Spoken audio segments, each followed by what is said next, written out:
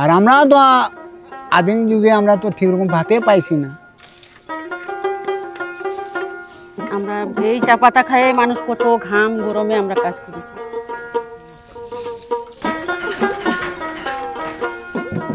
এরপর আমরা তো চা বাগানে কাজ করি, বেশি কিছু টাকাও পাই না।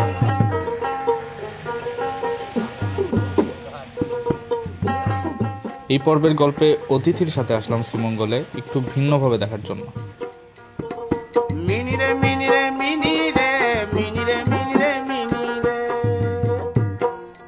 আজকে হচ্ছে আমাদের ট্যুরের প্রথম দিন শ্রীমঙ্গলে। আমরা আসছি কালকে রাতে, কিন্তু কালকে এত জ্যাম ছিল, আস্তে আস্তে দেরি হয়ে যাওয়ার কারণে আমরা আসলে ঘুরতে পারিনি। আসার পর এখান থেকে হচ্ছে অতিথি থেকে আমাদের একটা সুভিনিয়র দিছে, একটা প্যাকেজ। আমরা এটা আমি খুলে দেখাবো আপনাদেরকে কি কি আছে এখানে।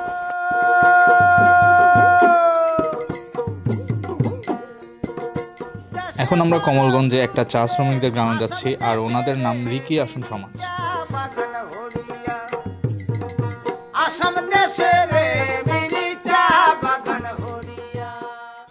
আমরা হচ্ছে আজকে আসছি একটা চা শ্রমিকদের গ্রামে, যেখানে আসলে মূলত ওনাদের একটা নৃত্য হবে, যেটা ওনারা কাঠি নৃত্য বলে।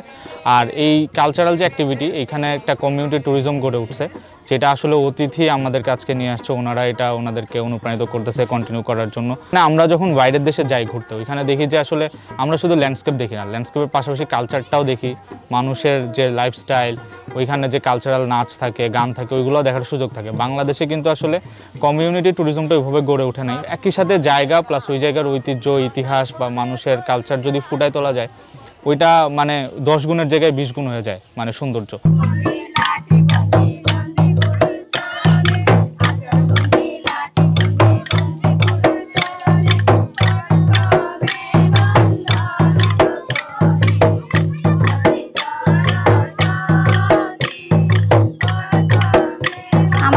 লাঠি নৃত্যটা, এই লাঠি নৃত্য দেখে অনেক অতিথি আসে এই লাঠি নৃত্য দেখে। এরপর ওরাও মজা পায়, আমাদেরকেও মজা লাগে। যেমন ধরেন যে ওরা আইতেছে দেখতেছে, ওর কারণে আমরা কিছু নাচতেও পারতেছি, দেখাইতেও পারতেছি, এরপর নিজের খুশিটাও করতে পারতেছি।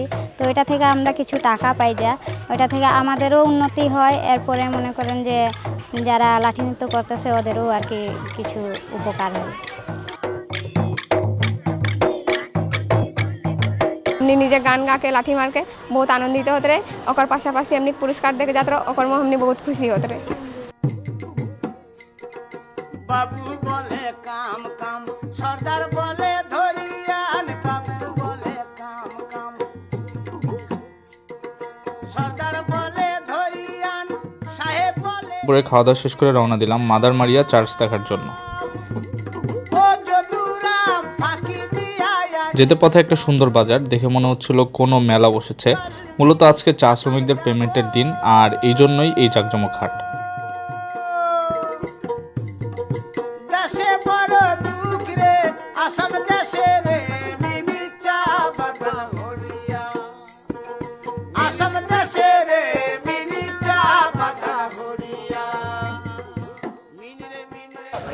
চাচা আজকে কি হাটের দিন, তাই না?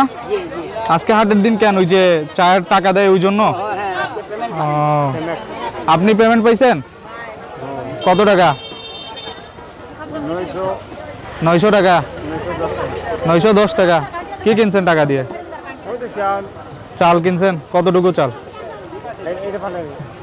কতটুকু চাল? 4 কেজি। আলু 2 কেজি, চাল 4 কেজি। ডাল সব কিছু আনাজপাতি যা কিছু আসে সব কিছু কিনছি, আর বাচ্চা কাচ্চা নিয়ে এই সম্বন্ধে নিয়ে চলতে এসি আমরা।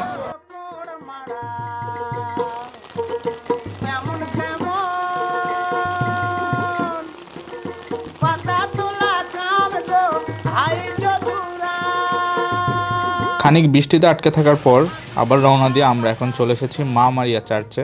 খুব নির্মল একটা পরিবেশ, আর আমাদের গাইডের মুখ থেকে এই জায়গা নিয়ে কিছু গল্পও শুনলাম।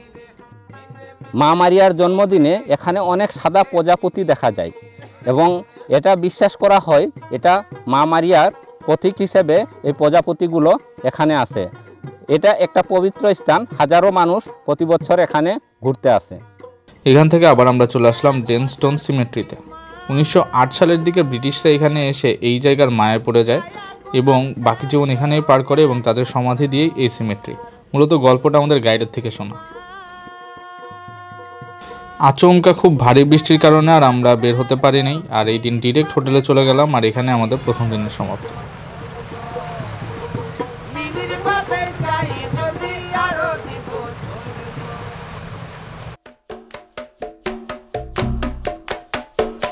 আজকে আমাদের ট্যুরের দ্বিতীয় দিন। সকাল সকাল আমরা যাব মণিপুরি পাড়াতে।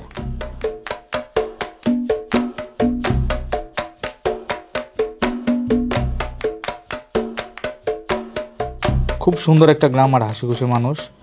আমি পার্সোনালি তাঁতের কাজের অনেক বড় ভক্ত, আর এখানে এসে আজকে বিস্তারিত এই কাজের প্রক্রিয়া সম্পর্কে জানার সুযোগ মিলল।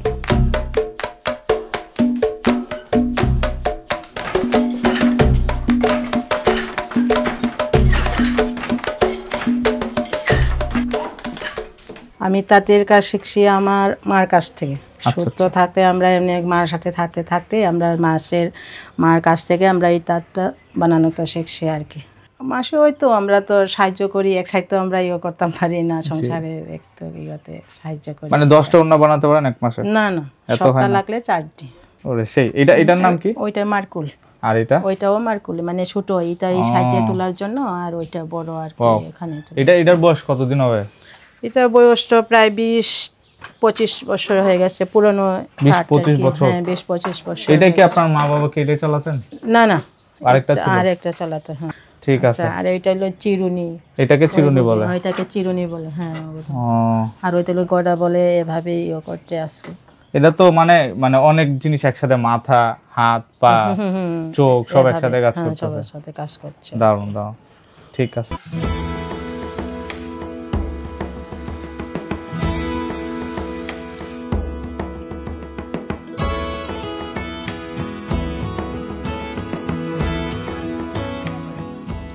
আমরা এখন চা বাগানের মাঝখান দিয়ে যাচ্ছি একটা হিল টপে। আচমকা আমার দুইজন প্রিয় মানুষ লাবু ভাই আর মিস্টার ট্রাভেলের সাথে দেখা। আমরা পাতি ভর্তা বানাই, পেঁয়াজ দেই, রসুন দেই, কাঁচামরিচ, শুকনা মরিচ, আলু, বাদাম, চানাচুর, মুড়ি, লবণ, লেবু পাতা থাকলে লেবু পাতা দিই, ধনিয়া পাতা থাকলে এটাও দিই, দিয়ে আমরা এটা মিক্স করে আমরা চা পাতা দিয়ে বা দুপুরের খাবার খাই। অ্যাকচুয়ালি সুপার গুড এটা।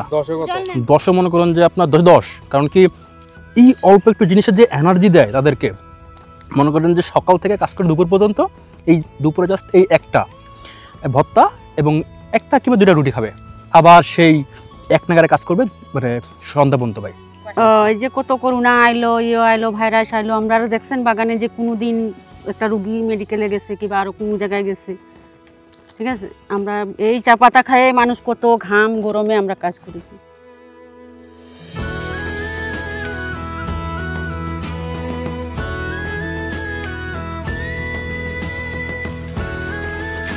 এখানে বসে ছোটখাটো একটা পিকনিকের মতো করে আমরা সবাই বিশ্রাম নিলাম।